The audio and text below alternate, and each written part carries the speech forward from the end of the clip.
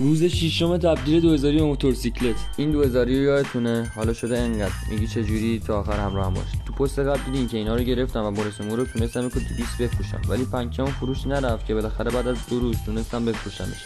از پنکه 150 دستم گرفت و بودجه‌مون شد 150. حالا بریم ببینیم چی میتونیم بگیریم.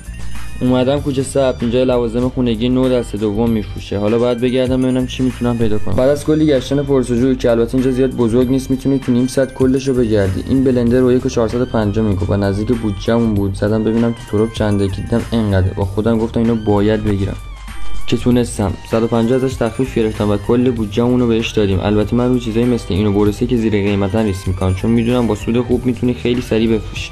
که همینم شد. آقا بلندرمون فقط تو 4 ساعت فروش رفت. 1900 فروختم، بابت ست آگهی هم 150 دادم که ازش کم میشه و بودجه هم میشه 750. حالا شما بگین با این بودجه چی بگیرم و فالو کن قسمت بعدی رو از دست ندید.